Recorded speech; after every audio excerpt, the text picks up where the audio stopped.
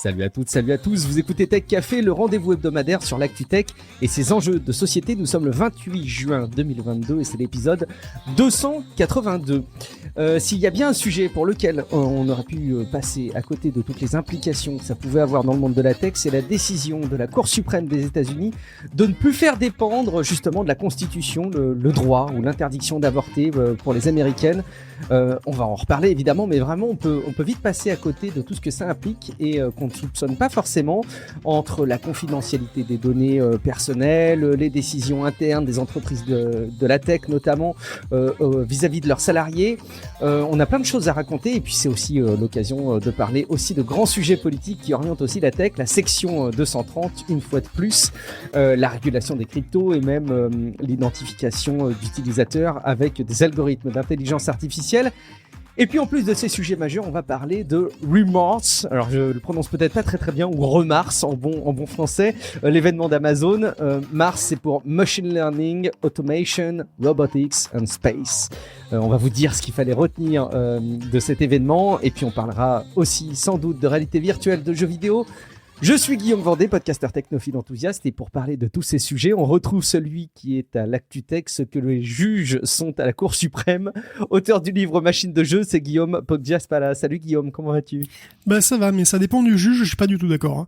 Effectivement, probablement que ce serait difficile de t'englober. C'est sur l'importance, tu vois, le rôle qu'il joue plus que leur orientation politique, bien entendu, il faut voir ça. Vous aimez Tech Café, et peut-être que le podcast fait partie de ceux que vous préférez écouter dans votre app de podcast. Alors bon, soyez rassurés, vous aurez encore très longtemps, et en fait, en tout cas le plus longtemps possible, votre émission, mais parce qu'on sait qu'elle vous informe et qu'elle vous divertit, hein, et en plus, c'est tout bénef parce qu'au passage, vous imaginez bien, nous aussi, on s'informe en préparant l'émission, et puis quelque part, on se divertit à la faire. Pour autant, on peut que vous demander de nous croire, ça demande forcément toujours beaucoup de temps à gérer, à préparer, à piloter. Et si vous voulez nous aider, vous pouvez le faire très très concrètement, en quelques minutes seulement. Je me le dois de vous le rappeler avant qu'on échange sur les sujets de cet épisode. Il vous suffit pour cela de vous rendre sur Patreon, c'est un site de financement participatif récurrent. L'adresse patreon.com/techcafé, de toute façon vous retrouvez cette adresse dans les notes de l'épisode.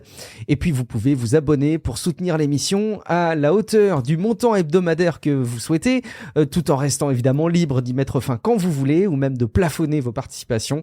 C'est ce qu'ont fait par exemple FabC01 et Limibou, à qui on fait de joyeux clins d'œil et qu'on remercie évidemment beaucoup pour leur soutien. Et puis qui sait, peut-être que vous allez écouter le début de cet épisode comme d'habitude, mais le terminer pour la première fois en ayant été vous inscrire. Rendez-vous pour cela sur patreon.com/techcafé. Guillaume, on a plein de petits retours que je voulais partager dans cet épisode et que je voulais mettre en lumière et peut-être porter à ta connaissance. D'une part, il y a un avis Apple Podcast qui a été déposé par Pas du 77, donc j'imagine qu'il habite partout en France, mais pas en Seine-et-Marne, c'est comme ça que je le comprends en tout cas, et qui dit « Alors comme ça, on s'est fait démasquer par l'inspecteur Lajoub, qui avait déposé un commentaire sur Apple Podcast et qui critiquait notre orientation politique qu'il avait pensé discerner. Il dit « On enregistre des podcasts de gauchistes bien pensants sous couvert de la tech et de ses actus, haha ! Merci pour votre travail, nous dit-il. » Je lis pas la totalité de son avis qui est très complet, vous pourrez aller vous-même le lire, mais qui est très sympa. Il dit donc merci pour votre travail et votre complicité, c'est vraiment cool de vous suivre depuis Tablette Café. Et oui, écoute, merci beaucoup Pas du 77 pour ton écoute, ta fidélité, c'est très sympa, pour avoir déposé aussi un petit avis sur Apple Podcast. Donc vous aussi, si vous nous écoutez sur Spotify, vous pouvez mettre quelques étoiles pour valoriser l'émission, le podcast d'ailleurs. Et puis si vous écoutez sur Podcast Addict ou Apple Podcast, on sera ravis de lire vos avis. Guillaume, est-ce que tu vas jeter un coup d'œil de temps en temps sur les articles qui accompagnent les publications d'épisodes sur techcafé.fr ou pas ? Les articles, c'est-à-dire tu sais, en fait, à chaque fois qu'on publie un épisode de podcast sur Tech Café, en fait, il est accompagné d'un article sur techcafé.fr et figure-toi, il y a des commentaires sur ces épisodes. Et on a, je pense, le commentateur numéro 1 hors catégorie, le recordman des commentateurs, c'est Mika, qu'on salue. Ça fait toujours super plaisir d'avoir ses commentaires. Il joue vraiment le jeu de réagir, je pense, au fur et à mesure de son écoute, parce que il arrive même parfois à publier plusieurs commentaires pour un même épisode. Donc bon, déjà, vous pouvez faire comme lui, mais surtout, je peux porter à la lumière des auditeurs quelques remarques qu'il a fait. Donc il réagissait Mika notamment sur le fait de travailler avec un casque de réalité virtuelle. Il comprend pas trop l'intérêt de travailler toute la journée avec ça, et c'est vrai que ça pose question, hein. On avait parlé de réalité virtuelle dans les derniers épisodes, mais vraiment travailler toute la journée avec ça, on peut se poser la question. Autant ça a du sens pour une réunion de présentation d'un projet ou une réunion qui inclurait des gens géographiquement éloignés, donc pour combler une contrainte physique, ok, mais pour travailler toute la journée, et c'est vrai qu'en plus il reporte à la lumière là aussi le fait que on est plutôt à l'heure où on ajoute sur nos écrans des filtres bleus, on parle du temps d'écran, de la déconnexion, du fait d'imposer un écran à quelques centimètres de sa rétine devrait être beaucoup plus encadré selon lui. Alors, je pense qu'effectivement, si ça se démocratise, il y aura probablement là aussi des garde-fous et des régulations qui se mettront en place. J'avais posé la question à un opticien, un ophtalmo, Oui. pardon, une ophtalmo. Enfin, Oui. mon ophtalmo, j'avais posé la question sur les casques de réalité virtuelle, parce que effectivement, moi aussi, je me demandais, parce que c'est quand même des écrans qui sont très proches. Alors, c'est des écrans qui sont très proches, mais qui ont une luminosité qui est pas non plus énorme. Et en fait, elle m'a dit, a priori, c'est pas clair du tout, parce que les expériences qui ont eu des effets délétères, souvent c'est sur des petites souris avec des trucs très très proches et des puissances assez élevées de lumière bleue, quoi. Donc, pour les casques de réalité virtuelle, elle n'a pas su me dire, en fait. J'ai l'impression qu'il y a peut-être un manque, effectivement, de recul là-dessus. Elle avait pas l'air alarmiste, quoi. Mais bon, c'est vrai que je suppose qu'il n'y a pas beaucoup, forcément, d'études. Alors, si vous en connaissez des études, je sais que c'est peut-être difficile, mais tout ce qu'on cite, c'est toujours ces petites souris, là. Est-ce qu'il y a d'autres trucs? Je sais pas. On ira jeter un coup d'œil, c'est intéressant, et en tout cas si vous avez des remontées à nous faire, n'hésitez pas, hein, il y a plein de moyens, les commentaires techcafé.fr, sur le serveur Discord aussi, dans les notes, dont le lien figure dans les notes de l'épisode, sur les réseaux sociaux. On sera ravis de prendre connaissance de tout ça. Et puis je termine aussi son commentaire, il dit si un auditeur entend le bruit de la fête de la musique aux fenêtres de Guillaume Poggiaspala, qu'il tague la minute exacte, elle sera revendue sous forme de NFT. Je trouve son idée excellente, je m'inscris là-dedans. Et puis un dernier élément aussi qui nous remonte, il nous parle du commerce entre guillemets digital, hein. Je sais qu'il y a toujours polémique sur l'utilisation de ce terme, via les messageries. On avait parlé du concept de l'interaction et de la vente sur les services de messagerie. Ça peut donner la version numérique du vendeur Fnac passionné, c'est toujours plus chaleureux qu'une simple page web listant des produits, ça se défend. Et il conclut, nous sommes un public tech particulier, mais par exemple, je discutais avec une maman ce week-end, elle me disait qu'elle était perdue lors du changement de son mobile et qu'elle avait suivi les yeux fermés le choix de son vendeur Fnac préféré et qu'elle était ravie de son achat. Typiquement, c'est le genre de client qui pourrait préférer ce genre d'interaction versus une simple liste triée de produits. Je comprends, ça se défend, c'est probablement un cas d'usage et un cas de consommation qui se défend. Et puis enfin, je termine vraiment cette rubrique courrier du lecteur qui est exceptionnellement plus chargée, mais ça fait très plaisir d'avoir vos retours, donc vraiment j'en profite pour relayer quelque chose qu'on m'a remonté à plusieurs reprises. J'avais dû parler avec Cassim de la présentation des nouveaux MacBook qui avaient le port MagSafe qui revenait, le port aimanté chez Apple qui permet donc de recharger l'appareil, et en même temps si vous prenez les pieds dedans, ça ne dégage que le câble et ça ne casse pas, ça ne fait pas tomber votre machine et ça la casse pas. Et je me plaignais du fait que ça revenait à une époque où au contraire on essayait d'ouvrir un petit peu enfin justement pas d'ouvrir mais plutôt d'aller dans des standardisations des ports de recharge, et on m'a fait remarquer à plusieurs reprises, et vous avez tout à fait raison, que on peut aussi recharger ces MacBooks avec la prise USB. Donc effectivement le port MagSafe n'est pas incontournable, vous aviez raison de le relayer, vous avez été nombreux à le dire, donc je voulais effectivement souligner ce point. Guillaume, je dois te faire une confession, c'est que vraiment, il y a un sujet, alors, j'étais pas mal pris à titre perso ces derniers temps, peut-être que ça va être l'excuse que je pourrais brandir, mais malgré tout, je suis totalement passé à côté des implications dans le monde de la tech que pouvaient avoir les décisions qui ont été pas mal relayées dans l'actu généraliste ces derniers jours.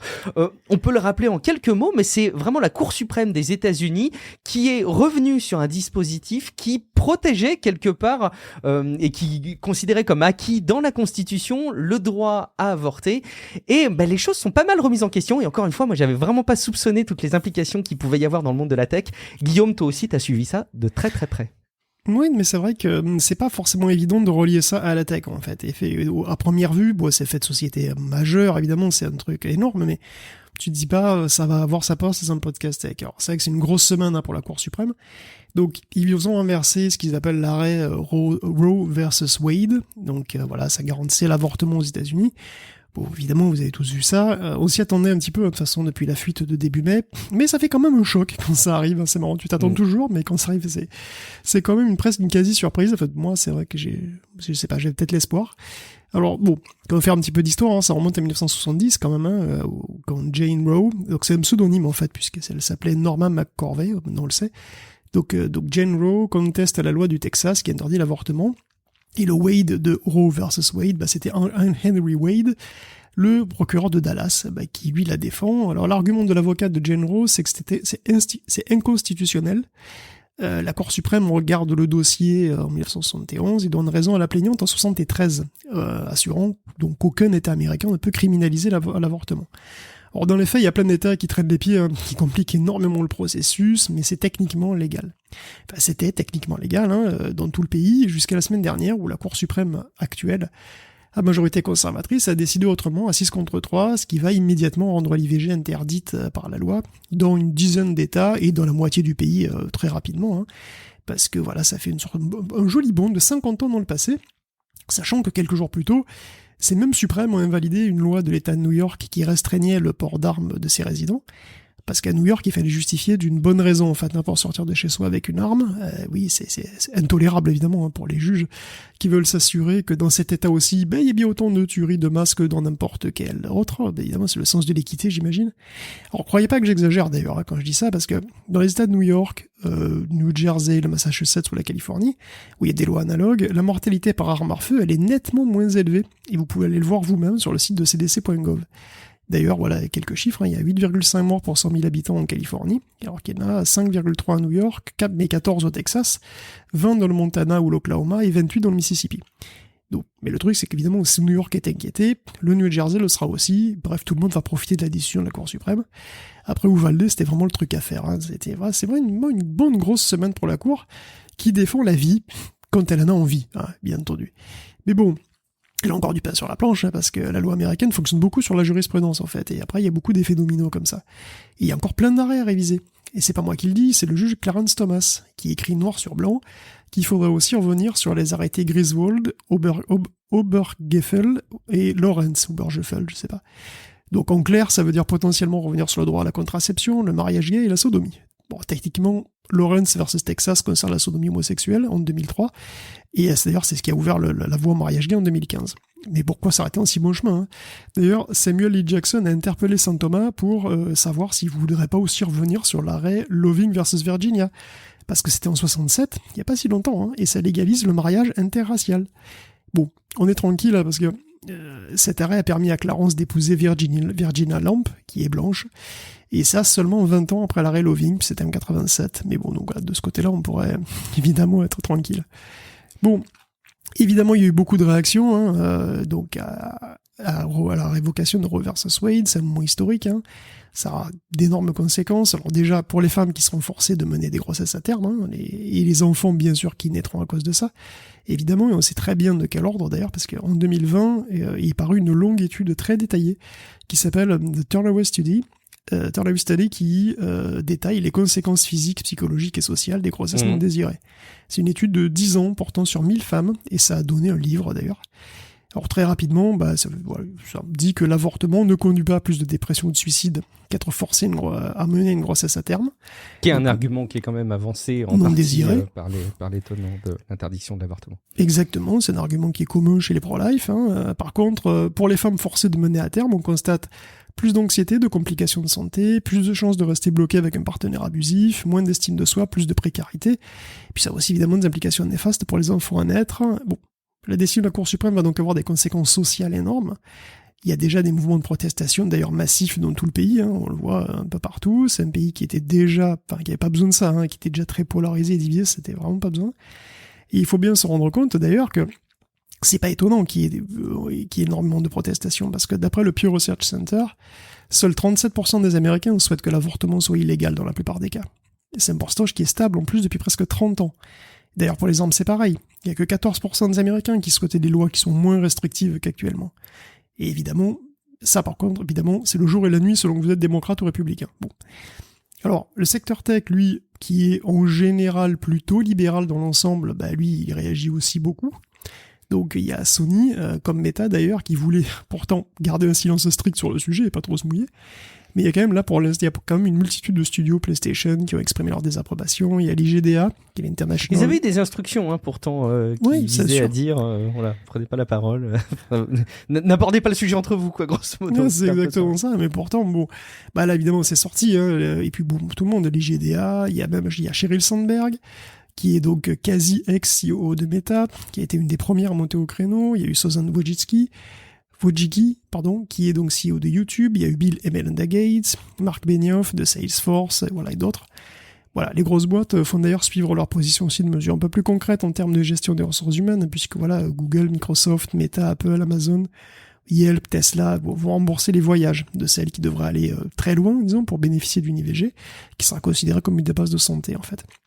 Donc Google offre même à ses employés de couvrir les frais de relocalisation, donc pas déménager quoi, sans poser de questions si le déménagement tente dans certains autres États. Bon, évidemment, comme tu le dis, il y a au-delà une prise des en charge réactions, aussi des déplacements dans d'autres États, si le temps du pas tant de déménagement, mais des déplacements, le temps de prendre en charge des soins, en l'occurrence de permettre un avortement. Mais des déménagements aussi, en tout cas dans le cas de Google, peut-être dans d'autres cas, je sais pas. Au-delà de ces réactions-là, comme tu disais, ça pose des questions qui sont quand même des questions de tech plus profondes. Premièrement, c'est clair que voilà, on se trouve en face d'un sujet qui hier était normal et courant, et qui devient aujourd'hui illégal. Donc pour une plateforme, c'est un gros problème. Combien il y a de gens qui discutaient quotidiennement IVG pour se donner des conseils, s'entraider, tout ça.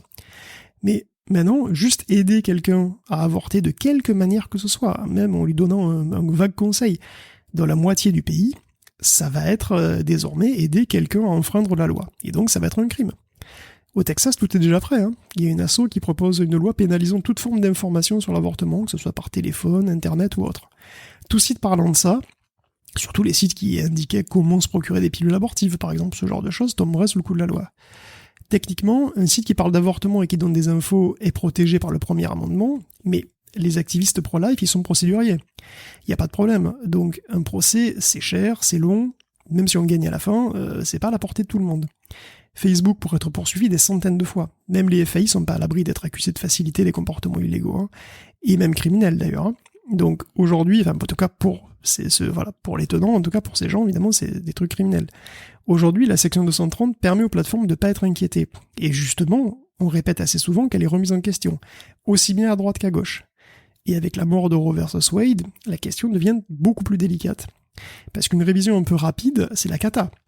Procès incessant, autocensure même d'ailleurs, de tous les sites, parce que il faut pas sous-estimer cet effet d'autocensure en fait. On a déjà un exemple, c'est la loi Fosta-Sesta. Donc vous vous souvenez peut-être, c'était sous le mandat de Trump, sous couvert de lutter contre le trafic d'êtres humains, tout contenu un temps soit peu sexuel est devenu radioactif aux États-Unis. Donc les travailleurs et travailleuses du sexe ont été virés d'Internet, ce qui a évidemment accru d'ailleurs encore leur précarité, et voilà. Mais il y a même les sites d'éducation sexuelle qui se sont vus dégagés par les plateformes par peur des ennuis. Il y a eu comme ça une vague de paranoïa et d'autocensure qui peut parfaitement se reproduire. Et toucher à la 230, même pour de bonnes raisons, même voilà, avec toute la bonne volonté du monde, c'est là ça va devenir un petit peu comme jouer au Docteur Maboul, tu vois. Ça va être dur d'opérer sans toucher les bords, quoi. Bon, c'est déjà il y a ce truc-là, et puis évidemment, c'est un autre sujet crucial en termes tech, c'est la vie privée, la protection des données en ligne. Bon, tout le monde sait que les géants de la tech récoltent quotidiennement une énorme base de données, Facebook, Google, Apple ou Amazon, ils nous connaissent vraiment très bien, ils connaissent nos petites habitudes, mais il n'y a pas que. Presque toutes les applications qu'on utilise contiennent des trackers en réalité. Et aux États-Unis, où les lois sont quand même assez chill là-dessus, il y a des courtiers qui achètent toutes sortes de données, qui les vendent à qui on veut, de manière souvent assez opaque, sans d'ailleurs assurance qu'il n'y ait aucun effort réel d'anonymisation. Il y en a aussi en Europe, des courtiers. Mais le GPDR, le GDPR, en tout cas la loi rend la chose un petit peu plus encadrée, on va dire. Mais bon, il y en a qui s'en cachent pas. Il y a par exemple le site qui s'appelle Placer AI, qui se vend tout seul, lui-même, d'avoir la géolocalisation de 20 millions de personnes, à travers une implantation de plus de 500 applications mobiles. Donc c'est très très répandu. Le commerce de données, c'est un marché, le commerce de données de géolocalisation, ne serait-ce que ça, c'est un marché de plusieurs milliards de dollars. Les téléphones nous suivent partout, collecter des données partout, des masses d'infos, et désormais, ces infos peuvent devenir compromettantes. Par exemple, les forces de l'ordre peuvent demander l'accès à l'historique des recherches et trouver que tu es allé te renseigner sur les pilules abortives. Le téléphone peut révéler où tu es allé, quand tu y es allé, qui tu as appelé, qui tu as texté. Les applications de suivi des règles possèdent des données de santé, du coup, qui peuvent directement se retourner contre toi. L'Electronic Frontier Foundation le dit bien, ça arrivera. Des gens feront des procès pour avortement. Les boîtes tech seront saisies par la loi pour trouver des indices dans les données qu'elles collectent. Et pas qu'elles d'ailleurs, hein. Les médecins aussi, les centres de conseil de santé, fertilité, tu sais, les centres de conseil, les centres de conseil, c'est des lieux où il y a des données qui sont concentrées, hein, quand tu y vas, etc. Et c'est des lieux qui sont d'ailleurs pas protégés par le secret médical la plupart du temps. En tout cas là-bas, et voilà, bien sûr, tout ce que tu verras sur les réseaux sociaux aussi pourra servir, tu vois. C'est vraiment une super ambiance, il y a pas à dire. La mort de Roe versus Wade, ça met vraiment en exergue comme jamais la problématique de la protection des données personnelles et de la vie privée. Donc, faut espérer qu'au milieu de la crise politique et sociale qui est en train de se créer, là, il y aura au moins cette prise de conscience qui aboutira à de meilleures pratiques de la part des plateformes tech et à de meilleures régulations dessus. Voilà, j'essaie d'être un peu optimiste face à tout ce marasme, même si pour le moment, silence radio sur ce sujet. J'aimerais mieux connaître la société américaine, parce que un point important que tu cites et que j'ai pas arrêté, qui est une question que j'ai pas arrêté de me poser en suivant un peu cette actualité, c'est de me dire justement, mais qui va être amené à initier un procès vis-à-vis d'une personne qu'on soupçonne d'avoir fait un avortement. Tu vois, vraiment, je me pose la question.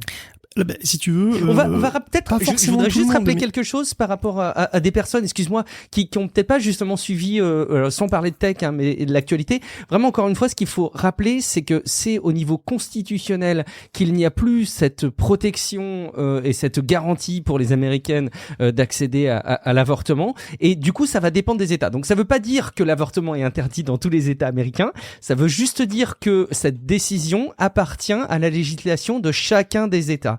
Et donc il y a des États qui autorisent l'avortement, il y en a d'autres qui l'interdisent, il y en a d'autres qui ont préparé des lois qui vont se déclencher très très très vite parce qu'elles étaient déjà prêtes et qui vont se déclencher presque automatiquement pour justement interdire l'avortement. Je voulais juste rappeler ce point-là parce que je sais pas si on a été assez explicite sur ce point.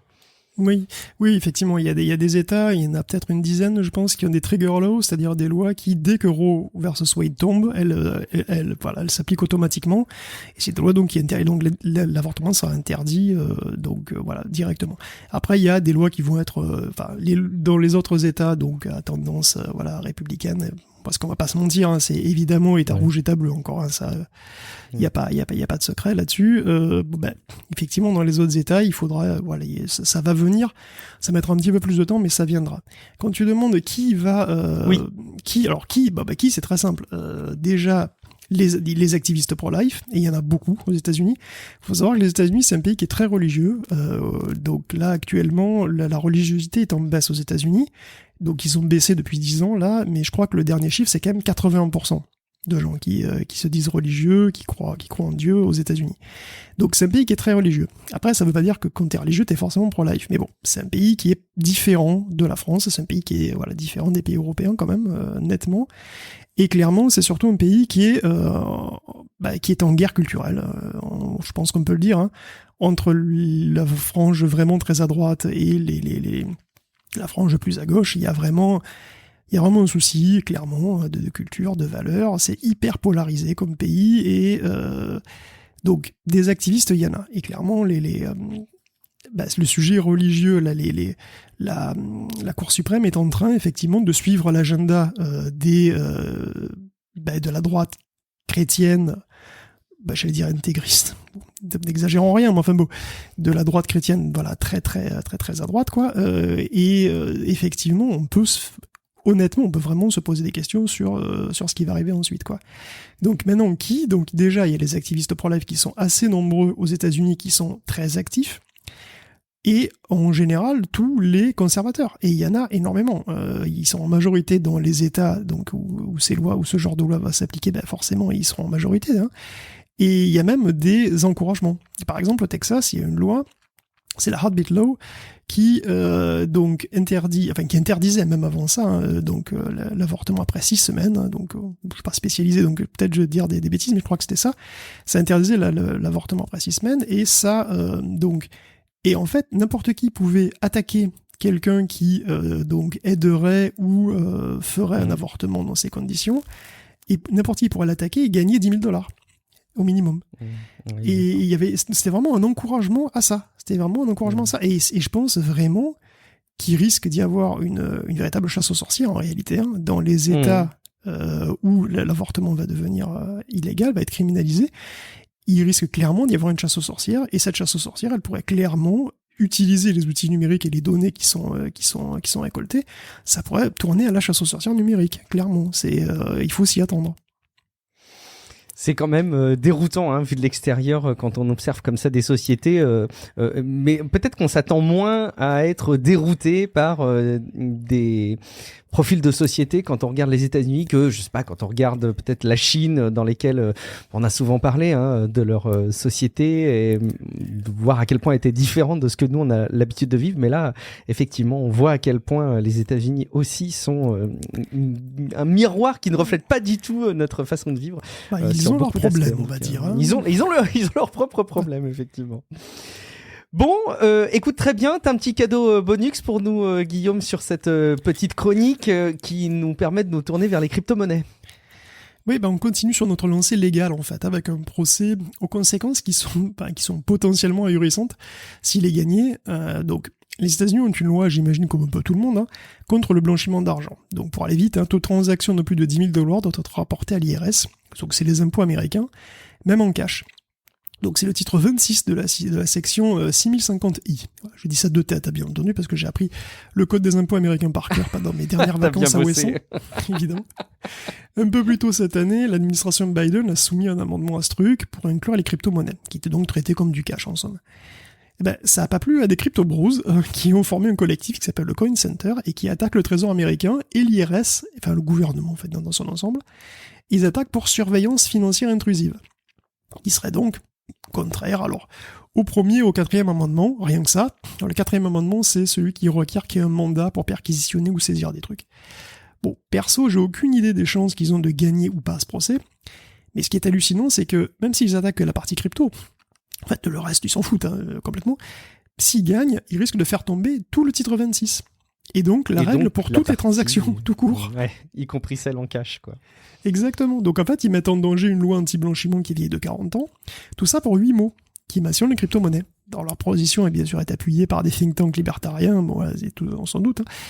Bon, suite au prochain numéro, il y a d'assez bonnes chances, de toute façon, que la cour du Kentucky, parce qu'apparemment c'est là où ça va se jouer, soit sensible aux rentrées d'impôts supplémentaires que donnerait quand même la modification de la loi. Donc, bon, j'ai confiance. Je pense qu'effectivement, ça dicte pas mal de décisions, effectivement, de s'asseoir à côté d'une bonne source de revenus, effectivement. Bon, et je sais pas ce que s'imaginent les personnes qui découvrent un peu les crypto-monnaies en surface et qui prennent pas le temps de creuser leur réflexion derrière sur les implications. Je vois pas trop ce qu'ils s'imaginent, en fait, mais bon, écoute. Mais ils disent explicitement que ça leur va. C'est-à-dire, on leur a demandé, mais vous savez que ça peut faire tomber la loi complètement? Ils me disent, nous, si ça tombe avec, ça nous va, hein. Bah oui, comme quoi c'est. Alors par contre, on peut pas leur reprocher un manque de cohérence. Je pense que d'aller dans la démarche, c'est extrêmement cohérent. On va terminer cette rubrique, Guillaume, avec une nouvelle initiative de la part d'Instagram qui veut, et on peut bien les comprendre, essayer d'identifier les utilisateurs qui n'auraient pas la tranche d'âge appropriée pour utiliser la plateforme. Ouais, Instagram fait des tests en ce moment avec une boîte qui s'appelle Yoti et qui se vante d'être capable d'estimer l'âge de quelqu'un, rien qu'en le filmant sa tronche en fait de gauche à droite. Donc Yoti va être... C'est tellement douteux déjà sur le papier, sur la promesse, mais bon. Alors, en fait, Insta veut contrôler l'âge des utilisateurs puisqu'il est interdit au moins de 13 ans. Donc Yoti affiche des chiffres qui dans l'absolu sont plutôt bons, quoi. Mais pas forcément foufou, voire pas foufou du tout, pour être déployé à grande échelle. En fait, entre 6 et 12 ans, l'erreur moyenne, c'est 1,36 ans. Elle monte à 1,52 entre 13 et 19 ans, et le taux d'erreur est encore plus élevé pour les peaux foncées. Donc en gros, il y aura quand même pas mal de gamins de 11-12 ans qui passeront à travers, et pas mal de gamins de 13 ou 14 qui seront rejetés. Bon, l'algo va peut-être s'améliorer, c'est une expérimentation de toute façon. Bon, inévitablement, ça rappelle qu'en France, on cherche toujours à interdire le porno moins de 18 ans. Au passage, clairement, c'est du pain béni. J'ai fait mon check Pornhub, ça y est, c'est toujours open, il n'y a aucun problème. Bon. Alors, Yoti affirme que 99,65% des jeunes entre 13 et 17 ans qui ont été scannés sont correctement identifiés comme ayant moins de 23 ans. Donc on a l'air de s'approcher d'une solution qui pourrait identifier les personnes majeures. Franchement, je me demande toujours à quel point c'est même possible en fait de faire la différence de manière fiable entre un gars de 17, 18 ou 19 ans, tu vois, voire 20 ans. Je sais pas. Bah, il doit y avoir une variabilité selon les personnes, tu vois, même. Mais bon. Pourquoi j'en parle? C'est parce que Yoti a quand même été approuvé par le gouvernement allemand. En fait, il va être utilisé par les Allemands exactement pour ça, pour vérifier la majorité. En France, c'est pas à l'ordre du jour. Bon, moi, ce qui est intéressant, c'est qu'on aura un exemple à observer, quoi.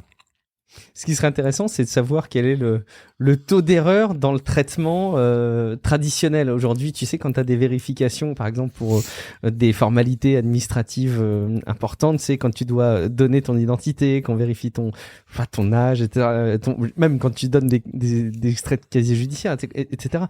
Quel est le taux d'erreur, tu vois? Parce que après tout, si l'algorithme fait mieux que le taux d'erreur actuel, bon, bah, quelque part, c'est bien.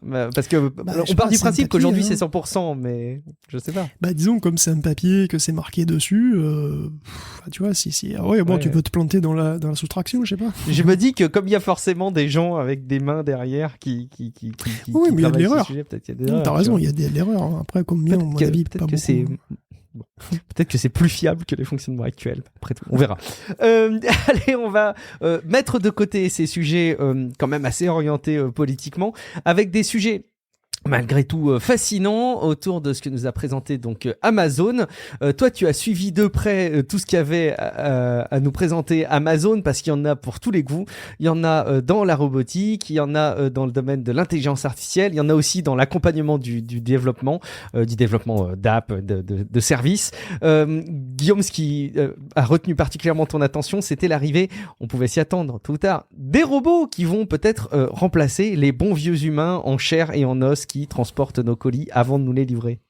Bah, j'espère bien. De toute façon, bon, c'est vrai que c'était un gros morceau du Remars. Donc Amazon organise en fait 2 événements, c'est le Reinvent et le Remars. Donc le Reinvent, c'est plutôt AWS. Je pense qu'on avait couvert un Reinvent il y a pas si longtemps que ça. Donc c'était plutôt AWS, une nouveauté cloud, tout ça, alors que Remars, Amazon est plutôt dans l'innovation sur le long terme, l'intelligence artificielle, les robots, l'espace, les drones, tout ça. Comme tu as dit, effectivement, puis Mars, c'est l'espace. Alors c'est un secret pour personne, Amazon veut robotiser au maximum ses entrepôts, donc il s'est lancé là-dedans il y a une dizaine d'années, quand il a racheté Kiva Systems en fait, et à Remars, il a présenté plusieurs modèles qui préfigurent, voilà, bien sûr, l'avenir d'Amazon. Alors le premier, c'est une sorte de gros Roomba qui s'appelle Proteus, et qui pourrait sans doute porter un éléphant, hein. Il est tout plat, sur roulette, comme un Roomba, hein, vraiment. Il est fait pour passer sous de grands chariots qui sont hauts et pleins de cartons, et ensuite son dos se surélève, et donc il soulève légèrement le cerveau comme ça, puis après il emporte vite, directement. Alors, il y a déjà eu des robots qui ressemblaient quand même beaucoup à ça chez Amazon. Il y a 2 ans, en Essonne, par exemple, là, il y a Amazon déployé un système analogue qui rappelle quand même énormément les Proteus. Ceux-ci ont un design un peu différent, ils sont un peu plus plats, ils sont redesignés. Apparemment, ils ont beaucoup plus de capteurs, j'ai l'impression qu'ils sont beaucoup plus sophistiqués. Ils sont totalement autonomes, apparemment, et ils reconnaissent aussi les gens, ils s'arrêtent, ils sont capables de les contourner. Ça, apparemment, j'ai l'impression que c'est une nouveauté, parce qu'on s'inquiétait un petit peu des anciens Roomba, là. Ils avaient l'air un petit peu moins attentifs. Donc ça, c'est les premiers robots présentés, mais il y en avait d'autres. Il y avait Cardinal. Cardinal est familier aussi, hein, puisque on avait déjà vu cette espèce de gros bras robotique qui a une collection de ventouses à la place d'une main. Pas une main, c'est une collection de ventouses qui prend les colis comme ça colle. C'est des colis jusqu'à 25 kilos. Et donc, voilà, on voit les colis qui arrivent d'une rampe. Et lui, il les prend avec ses ventouses, il les place dans divers chariots dans la destination. Donc c'est un robot trieur, tout simplement. Et après, des Proteus emportent les chariots qui sont remplis. Donc après, il y a aussi un nouveau système de scan. Jusqu'à présent, il fallait qu'un humain utilise une douchette pour scanner le code sur un colis. Et eux, ils ont développé AR-ID, donc ID, Augmented Reality ID, je suppose, un truc comme ça. Donc en gros, le colis est filmé à 120 Hz par une bonne caméra, et des algos de reconnaissance de forme localisent tout seul le code et le lisent. Qu'est-ce qu'on a vu ? On a vu aussi un système de petits conteneurs destinés à contenir les colis. Donc en fait, c'est des espèces de gros racks de tiroirs. Et dans les tiroirs, tu mets les colis, quoi. Et tous ces trucs-là sont manipulés de manière exclusivement robotique. Donc t'as un gros bloc, voilà, une grosse tour de colis, qui est manipulée par des bras robots. Voilà, c'est la version organisée du gros chariot de colis qu'on a vu avec les Roomba, là. Donc ils sont empilés comme une espèce de grosse tour qui est véhiculée par un Proteus, et qui sont, voilà, manipulés comme ça, de manière exclusivement automatique. Alors, Amazon utilise des robots depuis un petit moment quand même, hein. Donc dès l'année prochaine, les Cardinal et les Proteus devraient arriver dans les entrepôts. Ça devrait marquer encore une nouvelle phase dans la multiplication des machines et le remplacement progressif d'une partie de la main-d'œuvre. Ça soulève toujours la même question, évidemment, en matière de perte d'emploi, même si on sait à quel point travailler pour Amazon, c'est pas forcément une partie de plaisir tous les jours, hein, c'est sûr. Et d'ailleurs, en fait, si on en croit un mémo interne qui a fuité récemment et qui a été repéré par Recode, les robots pourraient être tout simplement nécessaires à l'existence d'Amazon. À l'existence même d'Amazon en lui-même, en fait. Parce que, selon ce rapport, c'est simple, plus personne veut travailler chez eux. Il faut dire qu'il y a un sacré turnover dans la boîte. Hein. Un employé Amazon dans un entrepôt, il reste en moyenne 8 mois en poste seulement. Jusqu'à présent, c'était pas vu comme un problème. Même limite, c'était mieux. Tu vois, ça laisse pas le temps aux salariés de s'organiser, d'avoir des revendications. C'est sur le long terme. Mais le problème, c'est qu'au fur et à mesure, Amazon épuise les bassins d'emploi où il est implanté. Parce que un centre de tri, il est un endroit, tu vois, je veux dire, il peut pas bouger. Donc, quand il est un endroit et qu'il a essoré tous les employés qui étaient possibles autour, qu'est-ce qu'il fait? C'est fini. En 2024, l'offre de main-d'œuvre disponible pourrait être épuisée aux États-Unis, sur le pays entier. Et c'est déjà le cas à plusieurs endroits, comme Phoenix, où ils n'arrivent plus à recruter. Donc, actuellement, le taux de chômage est très bas. Ça contribue aussi énormément, aux États-Unis en tout cas, ça contribue évidemment beaucoup à leurs problèmes. Bon, il y a une bonne crise économique qui va sans doute le faire remonter un petit peu, là, qui arrive, donc ça va peut-être redonner un petit peu de mou, mais à long terme, il va falloir revoir certains trucs. C'est-à-dire, soit augmenter les salaires et améliorer les conditions de travail, soit mettre des robots partout. Bon, Amazon se veut rassurant, hein, les machines vont aider à protéger les employés qui sont là, en prenant en charge du travail pénible, voire du travail dangereux. Et donc, robots et emploi sont pas incompatibles. Évidemment, il reste à voir dans quelle proportion. Hein. Après, les machines, c'est quand même pratique. Hein. Elles ne cherchent pas à se syndiquer, ça c'est quand même un très bon point pour elles. À moins que Blake Lemoine ait raison et que Lambda leur trouve un bon avocat, mais ça, on en reparlera dans un prochain épisode. Il fallait écouter les prochains épisodes pour bien tout comprendre à ce sujet. Moi, franchement, sur le papier, je peux que me satisfaire d'avoir des robots. Parce qu'en fait, quand je vois les vidéos des robots qui bossent là et qui trient les colis et tout, je peux pas m'empêcher de me dire, mais c'est fou qu'on soit aujourd'hui en train de payer des humains, et sans doute très mal payés en plus, dans des conditions très difficiles pour faire ça. Qui peut s'épanouir et qui peut se satisfaire de voir ce genre de truc? Alors après, il y aurait beaucoup de questions à rajouter. Hein. Est-ce qu'on a besoin de tel centre de traitement? Est-ce qu'on a besoin de temps consommé via Amazon et ça, qui sont des questions tout à fait légitimes. Mais enfin bon, c'est compliqué parce que tu sais, c'est pas un boulot très épanouissant peut-être. En fait, c'est quand même un boulot qui rapporte du pognon. Tu sais, des fois, si c'est ça ou rien. C'est pas facile. Ouais, c'est sûr. Petite parenthèse, dans un domaine assez analogue, j'ai pris connaissance, je connaissais vraiment pas beaucoup, mais c'est pas tech du tout, hein. Mais la restauration rapide et notamment les McDo, là, en France, où on a des employés qui sont souvent des contrats étudiants. Mais en fait, quand tu creuses, alors c'est pas fun hein, de bosser chez McDo, mais quand tu vois les conditions qui sont données pour délivrer des CDI, avec des horaires qui sont hyper souple par rapport aux contraintes d'étudiants. Je suis pas payé par McDo et il y a beaucoup de choses à dire, hein, donc vraiment prenez tout ça avec des pincettes. Mais moi, je ne soupçonnais pas qu'il y avait dans plein de magasins, dans plein de restaurants McDo, autant de souplesse vis-à-vis des étudiants. Et je comprends que les étudiants soient hyper en phase avec ce concept-là pour financer tes études. Quand t'as autant de souplesse, du coup, dans ton travail et que t'as une rémunération en CDI, ouais, je peux comprendre l'argument. Donc, faut souligner ça aussi. Ok, Amazon a présenté aussi des choses à destination des développeurs, notamment des aides au développement avec de l'intelligence artificielle qui t'aiderait à utiliser les bonnes portions de code qui vont bien, comme dans Gmail où on te suggère la suite de tes phrases. Ça me rappelle vaguement quelque chose, Guillaume. Copilot? Sans déconner. Et oui, Amazon se lance aussi dans l'assistant au codage. Alors pour l'instant, leur Code Whisperer, c'est comme ça qu'ils l'appellent. Il est disponible sur invitation via l'environnement de développement AWS. Et c'est mieux Whisperer en termes de com, tu vois, ça te murmure, ça te suggère des choses. Plus que Copilot, tu vois, ça conduit à côté de toi. Mais Whisperer, c'est beau, ça chuchote un peu des suggestions, j'adore. Magnifique. Non mais je suis assez bien, je suis assez d'accord, c'est très mignon. Et donc c'est un outil qui est analogue au Copilot effectivement de GitHub, lequel vient d'ailleurs de passer en mode commercial, puisque désormais Copilot vous aidera pour 10 balles par mois ou $100 par an. Donc Copilot d'ailleurs ça a été un franc succès, 1,2 million de programmeurs qui l'ont utilisé sur une année, son année de test, et l'outil a produit 40% du code de ceux qui en ont profité, ce qui est quand même extraordinaire. Alors, je m'attendais pas à un niveau aussi important de volume produit. Donc, le code Whisperer d'Amazon fonctionne donc un peu sur le même principe. Hein. Tu mets en commentaire ce que tu veux faire, et donc on te murmure le bloc de code correspondant. Il se base non seulement sur le commentaire, bien sûr, mais aussi sur le reste des fichiers du projet, le code qui précède, bien entendu, même la position du curseur. Bon, écoute, clairement, ce type d'outil est en train de se démocratiser. Bientôt, ça sera sans doute généralisé, d'ailleurs. Hein. C'est vrai que ça répond à un besoin réel. Je veux dire, une majorité des lignes de code d'une application lambda n'ont pas énormément d'intérêt à écrire. C'est toujours les mêmes déclarations, descriptions d'interface, les mêmes fonctions basiques. Donc en gros, ce que tu fais, c'est que tu mets sous stéroïde la suggestion de code qui existe déjà depuis des lustres, hein, et c'est vrai que c'est génial. Cela dit, espérons quand même que les soucis qui sont quand même pour l'instant toujours présents dans ces outils finissent par se régler. Par exemple, la qualité du code. Le code qui est produit, il n'y a pas forcément une qualité irréprochable. En 2021, il y a une étude de NYU qui concluait que 40% du code produit par copilote avait des vulnérabilités. Code Whisperer serait capable de détecter d'ailleurs si le code produit est très proche d'un code qui est présent dans son apprentissage, il pourra même donner la source. Bon, peut-être c'est un début de solution d'ailleurs qui est un autre problème, celui de la licence, parce que le code utilisé pour l'entraînement des algos, c'est des codes open source, hein, bien entendu, et souvent, ils sont censés le rester open source. Et donc, si des bouts de ces codes ou des codes proches se retrouvent dans des projets commerciaux, ça peut être des violations de licence.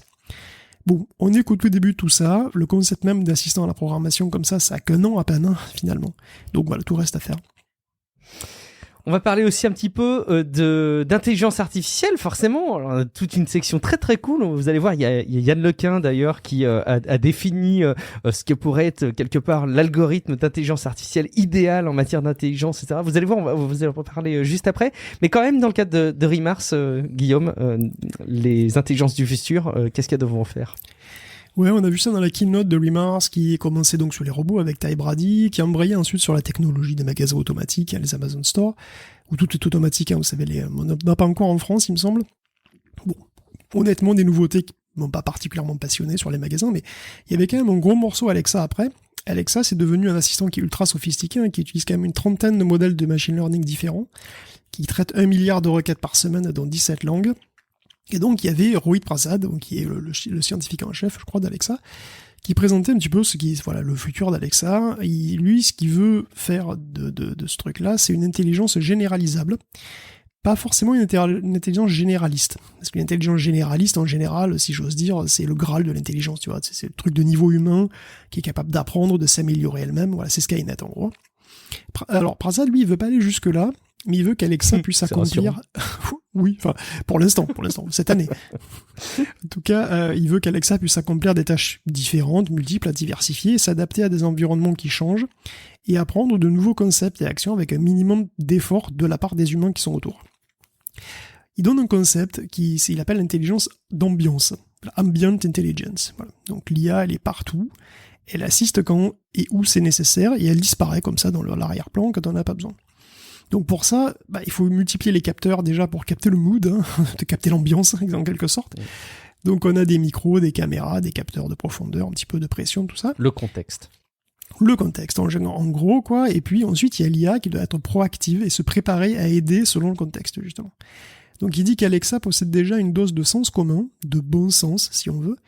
Si on lui demande une alarme pour le Super Bowl, par exemple, elle va toute seule aller chercher quel est le prochain gros match de Super Bowl, adapter toute seule le fuseau horaire dans lequel tu te trouves et enregistrer l'alarme proprement dite. Pas mal. Bon, je sais pas à quel point tout ça c'est codé, aidé par des codes qui sont faits à la main, à quel point c'est appris ou déduit. Bon, parce que le problème du sens commun chez les intelligences artificielles, c'est beaucoup plus compliqué que ça, et c'est en soi une sorte de Graal, en fait, du machine learning. Comme un peu tout le monde, Amazon est fan aussi des modèles transformers, et des gros modèles de langage en général, et des modèles multimodaux aussi, donc ils travaillent dessus, ils ont déjà de bons résultats pour rendre Alexa plus conversationnel, voilà, avec des demandes qui peuvent donc avoir plein d'étapes, et qui finissent par se traduire par un dialogue naturel avec la machine. Donc il fait une démo avec une demande toute simple, à quel est le plus vieil arbre du monde. Donc Alexa répond, voilà, c'est le cyprès dans mon jardin. Et après, il donne du truc de la sécherie connexe, hein, voilà, c'est quoi ce arbre, où est-ce qu'il pousse, voilà, pourquoi c'est jaune au printemps, tout ça, bon. Bref. Puis après, ils partent sur un truc sur les montagnes, bon, on s'en fout. Mais globalement, la démo ressemble en fait à ce qu'on peut voir à une Google I.O., quoi, tu vois. Quand Sundar Pichai discute avec Lambda, ou fait des recherches avec Mum, ça ressemble un petit peu à ça, en fait. C'est un peu, voilà, c'est un peu la même idée générale, c'est avoir des idées des IA conversationnels, qui sont capables de gérer du texte, de la voix, des images, de manière naturelle, voilà, de synthétiser tout ça, c'est la grande tendance actuellement, tu vois. D'ailleurs, Amazon montre aussi une séance de shopping en langage naturel. Donc Google et Amazon sont clairement un peu sur le même truc, en fait, de ce côté-là, hein, clairement. Par contre, bon, dire qu'Alexa a du sens commun, est-ce que c'est pas un peu une exagération marketing ? Parce que le sens commun en IA, c'est pas évident. Donc il y a effectivement cet article de Yann Lequin, hein, donc que tu as évoqué, captivant, qui est vraiment intéressant. Alors, donc ce qu'on entend par sens commun ou common sense dans la langue de Clarence Thomas, c'est en fait une modélisation du monde extérieur. Voilà, c'est une intuition de comment les choses fonctionnent, qui permet de prévoir ce qui va se passer dans la plupart des cas avec une précision raisonnable. Bon, sans trop se planter et avec une précision raisonnable. Par exemple, un gamin n'a pas besoin de voir une balle rebondir 2 millions de fois avant de comprendre, de se faire une idée rapide de ce que c'est la gravité, quoi, tu vois. De même, il comprend vite qu'un objet qui disparaît de son champ de vision, il existe toujours, même s'il le voit pas. Quand on entend du bruit à partir d'un certain âge, en tout cas. Oui, à partir, mais c'est assez rapide, remarque. Hein. Oui, c'est vrai. Il me semble, enfin, je sais plus. Voilà. Oui, je m'y connais pas trop en enfant, mais effectivement, c'est relativement. Au bout de quelques rapide. mois, on va dire, mais c'est assez marrant cette phase où, bon, faut pas en abuser, mais je pense que ça a vraiment disparu. C'est génial. Non, mais ça, j'adore quand tu prends tes enfants pour des. Ça, c'est vrai que c'est une bonne. Prends ton enfant pour un idiot. Mais il a l'âge, de toute façon, il se rend pas compte, c'est pas grave, et puis c'est marrant. Bref. Donc, en tous les cas, effectivement, tu vois, voilà, typiquement, on entend un bruit dans la cuisine, on peut inférer immédiatement ce qui se passe, parce que c'est un bruit métallique, et parce que c'est dans la cuisine, donc on n'est pas la peine d'y aller pour savoir à peu près ce qui se passe, tu vois, on n'est pas affolé, etc. Donc, en gros, Yann Lequin, qui est donc chercheur IA chez Meta, qui a été récompensé par le prix Turing, il cherche à reproduire ce genre de truc. Ce modèle du monde qu'ont les animaux, et donc nous-mêmes, hein, parce que déjà son employeur lui demande, tout simplement. Parce qu'il ne faut pas oublier que Meta a publiquement annoncé sa volonté de créer une IA qui pourrait nous regarder vivre via des lunettes de réalité augmentée et qui pourrait nous aider à la demande. Alors, je ne sais pas si vous vous souvenez de cette démo de Facebook. À l'époque, c'était Facebook, hein. C'était un gars qui cherchait, je sais plus, la montre de sa mamie, voilà, quelque part chez lui là, et puis l'IA avait repéré qu'il avait mis dans un tiroir plusieurs heures ou jours auparavant, et il lui dit, c'était cette époque, si tu veux, où il lançait un projet de recherche pour effectivement faire des IA qui comprennent le monde en vidéo. Voilà. Je ne sais plus exactement du nom du projet, mais bon, c'est pas grave. Pour faire ça, donc l'IA voit et entend et doit donner du sens à ce qui se passe. Donc avoir un tel modèle du monde, ça permettrait de faire ce genre de truc. Et Lequin, qui a quand même la puissance massive de Meta derrière, hein, et les data centers de Meta derrière, il a essayé, parce qu'il peut. Il a essayé de faire des modèles qui devinent ce qui va se passer dans une vidéo. Et ça marche pas. Malgré la puissance à sa disposition, qui est quand même bien conséquente, les réseaux devraient avoir une taille absolument ingérable pour faire ça. On est dans le mur. C'est compréhensible, hein, puisqu'en fait, ce qu'il demandait, il demandait à un réseau de prédire ce qui va se passer pixel par pixel. Donc si une balle doit tomber, le réseau doit afficher précisément l'image de cette balle qui tombe, les images de cette balle qui tombe, pixel par pixel. Or qu'en fait, c'est pas ce qu'on fait, nous. Je veux dire, nous les humains, on sait en gros ce qui va se passer, mais pas en détail au pixel près, parce que c'est juste pas nécessaire. Donc, Lequin a publié un article où il détaille ce qu'il veut faire et comment il espère y parvenir. Donc lui, ce qu'il voudrait, c'est avoir des réseaux qui considèrent le monde avec différents niveaux de détail. Donc il voit un réseau configurateur qui adapte la précision et règle un autre réseau qui, lui, apprend les trucs. Donc en fait, il imagine aussi avoir plusieurs réseaux avec chacun des fonctions plus spécialisées, un peu comme un cerveau, hein, clairement. Donc c'est une idée qui est pas si nouvelle d'ailleurs en soi. Le problème, c'est que pour le moment, Yann Lequin ne sait pas exactement comment créer le configurateur. Et son article est plus là pour poser des questions et encourager la recherche dans cette direction-là. Parce pour que justement... peut-être aussi, j'imagine d'ailleurs, au passage.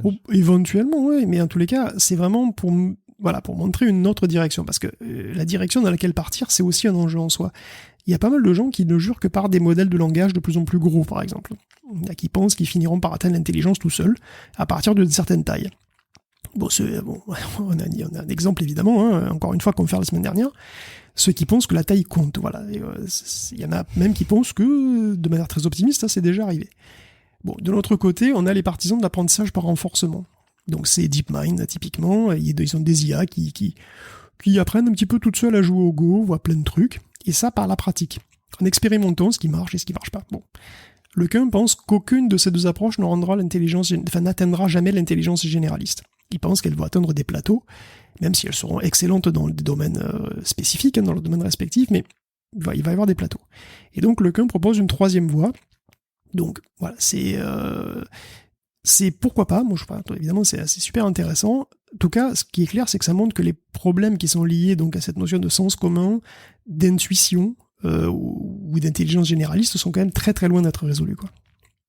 Et ça montre à quel point, encore une fois, mais c'est quelque chose là aussi qu'on a matraqué au travers de regards portés sur l'intelligence artificielle, à quel point on est très très loin encore aujourd'hui de cette espèce de crainte ou d'avoir une intelligence supérieure dictée par la machine qui arrive à raisonner plus que l'être humain.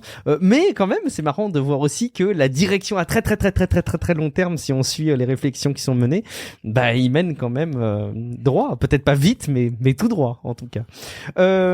Super, on continuera à suivre les travaux de Yann Lequin de toute façon à ce sujet. Et l'article est vraiment très cool, hein, Technology Review, allez voir dans les notes de l'épisode, comme tous les sujets qu'on aborde évidemment. Il y a un sujet évidemment sur lequel on s'est rué avec Guillaume dans le cadre de nos surveillances de l'Actitech depuis la semaine dernière, parce que on parlait de dialogue qui pouvait être, on va dire, convaincant, ou en tout cas, selon certains, doué de conscience avec des intelligences artificielles qui, voilà, représenteraient une vraie conscience, une vraie personnalité. Écoutez l'épisode de la semaine dernière pour en savoir un petit peu plus. Mais forcément, il y a une utilisation qu'on n'avait pas identifiée et qui est possible, peut-être, c'est... Et si on transformait ce dialogue comme étant un dialogue non pas avec une intelligence artificielle lambda, avec n'importe qui quelque part, mais en faisant une retranscription de la voix de personnes décédées. Guillaume, est-ce que c'est pas là, finalement, où il n'y a pas un usage complètement bluffant, c'est d'arriver à simuler un dialogue avec un être aimé qui a disparu? Oui, bah évidemment. Alors c'était la fin de la section Alexa en fait de la keynote, et donc il y a une démo qui a fait énormément parler, enfin en tout cas qui a fait énormément écrire sur internet. C'est le moment où c'est étonnant de voir à quel point les gens considéraient Alexa comme un compagnon.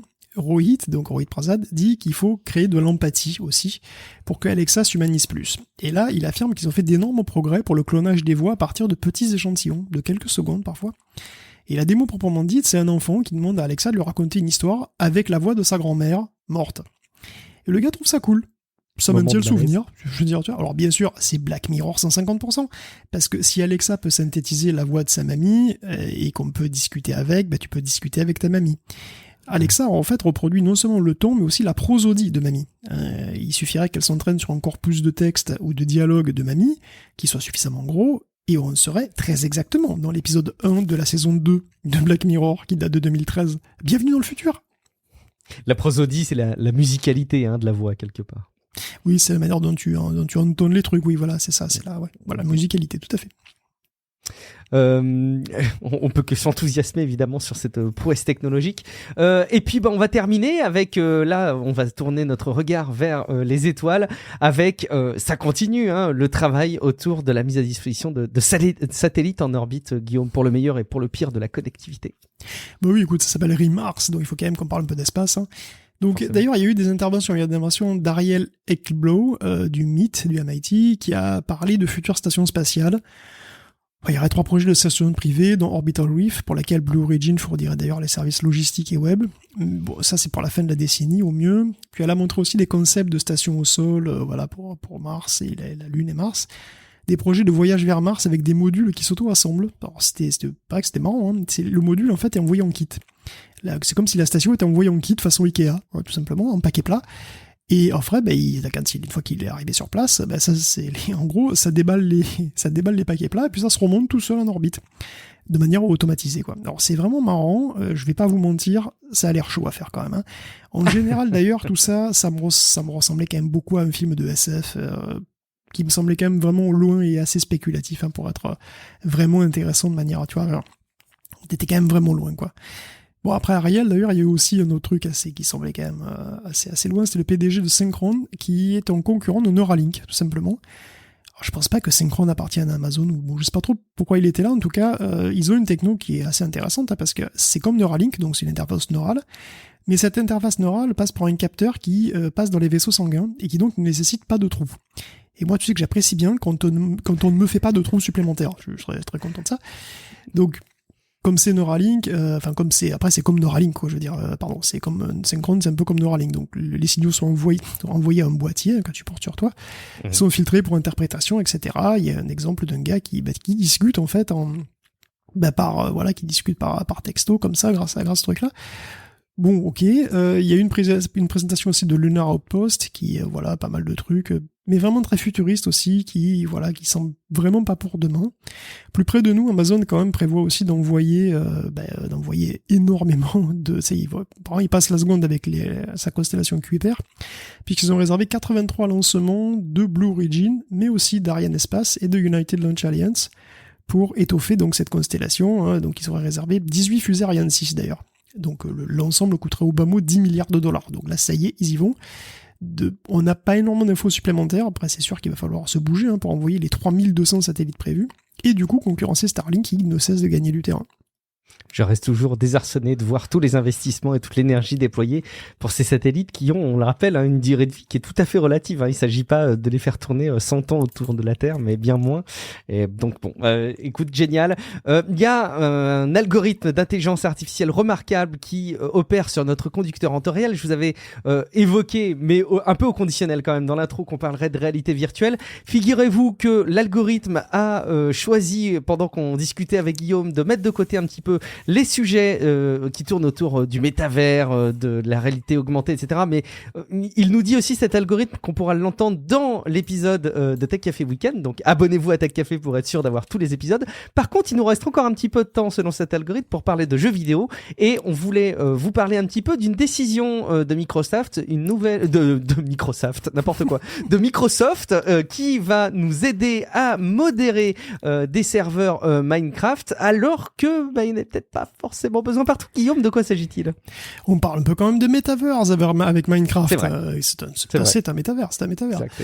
Donc Minecraft arrive en version 1.19.1 et qui a une nouvelle fonction qui plaît pas à tout le monde, parce que il faut savoir que Minecraft permet la création de serveurs privés qui sont soit hébergés directement par Microsoft, c'est les Realms, soit hébergés par vous-même et où vous voulez. Donc vous pouvez facilement créer votre monde, un monde persistant, et l'ouvrir à qui vous voulez. Donc ce genre de truc quand même, et les possibilités de modification, tout ça, ça fait partie des raisons du succès vraiment durable de Minecraft. Et bon, quand vous entrez dans un monde Minecraft en ligne, vous le faites avec votre identité Mojang ou Microsoft, et votre skin d'ailleurs, et vous avez besoin d'un code Microsoft, donc pour accéder à la plupart des serveurs publics qui demandent si le joueur est effectivement en possession d'une licence de jeu avant de rentrer.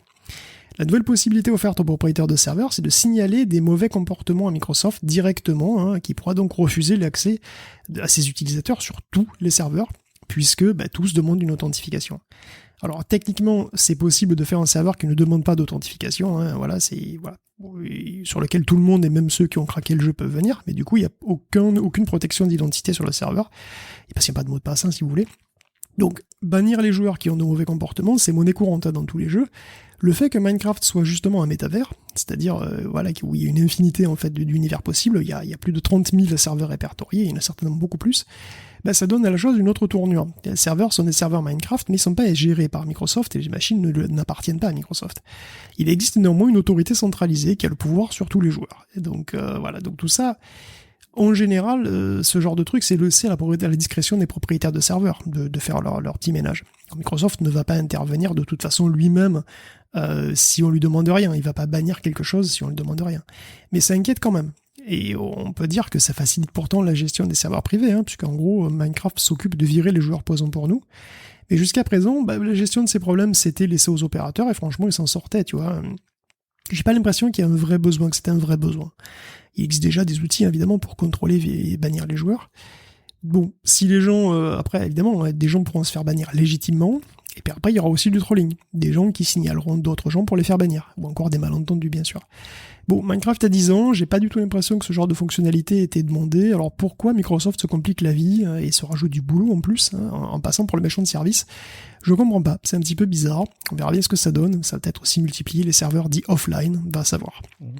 Je connais pas suffisamment Minecraft, mais j'ai tendance à penser quand même que si Microsoft déploie ça, c'est qu'ils ont une attente derrière, et j'imagine qu'il y a eu des remontées, peut-être des plaintes ou peut-être des anticipations, j'en sais rien, hein, de régulation sur ces sujets-là. Bon, franchement, je connais pas du tout l'origine, mais je peux pas imaginer que ce soit juste un truc qui soit là quelque part pour embêter. Je me dis aussi, Guillaume, quelque part, que l'histoire des plateformes telle qu'on la suit depuis pas mal de temps maintenant nous montre que quand il y a la possibilité de signaler des comportements qui sont problématiques, il est rare que l'abus de ces fonctionnalités aille faire pencher la balance du mauvais côté, tu vois. Donc bon, je me dis que c'est peut-être pas plus mal. Je connais pas suffisamment ce qui se passe derrière, on le verra dans le temps, quelles sont les implications. Au passage, tu voulais nous parler quand même d'une intelligence artificielle qui, je pense, a probablement le boulot de rêve ou de cauchemar, peut-être au bout d'un moment, idéal. C'est le fait qu'elle regarde en permanence des heures et des heures de vidéos de Minecraft. Mais pourquoi faire, Guillaume ? Ouais, je sais pas si c'est... Une IA a quand même été contrainte de regarder 70 000 heures de vidéos. Bon, c'est une punition, c'est vrai, c'est trop long. Pour apprendre à jouer, la pauvre. Alors, l'originalité, c'est que les chercheurs ont d'abord demandé à des gens de jouer 2000 heures à Minecraft en enregistrant chaque frappe, chaque action de clavier, et qu'après, ils ont entraîné un premier modèle d'intelligence artificielle à déduire les frappes de clavier en regardant des vidéos qui sont pas annotées. Donc, du coup, ces 70 000 heures de vidéos, elles ont été annotées en quelque sorte par une intelligence artificielle. Et après, du coup, ils ont eu 70 000 heures de vidéos exploitables par une intelligence artificielle qui a pu se former dessus et qui a réussi à avoir des outils en diamant. Félicitations à elle. Alors, faut voir que Minecraft, c'est un jeu qui est très compliqué pour les intelligences artificielles parce qu'il y a trop de degrés de liberté en quelque sorte. Et en plus, l'approche de l'apprentissage par renforcement marche mal parce que c'est difficile pour le programme de savoir s'il a bon ou pas. À court terme, il n'y a rien qui te dit que t'as bien fait de faire telle action ou pas. Donc c'est très difficile. Donc il y a aussi l'approche de l'apprentissage donc visuel qui bute sur un obstacle classique. Il faut énormément de données de qualité, donc il faut de la bonne vidéo avec toutes sortes d'actions et toutes les actions qui vont avec. C'est qui coûte très cher à produire. Faire une table de craft, c'est un petit millier d'actions si tu fais un échantillonnage précis du clavier et de la souris. Donc il contourne le problème en utilisant un réseau pour annoter lui-même la vidéo brute qui devienne du coup utilisable. Donc ça progresse et c'est assez intéressant à voir. Même si, ironiquement, les bots Minecraft tout à fait classiques, tout bête, sans aucun apprentissage, font encore beaucoup mieux que les IA.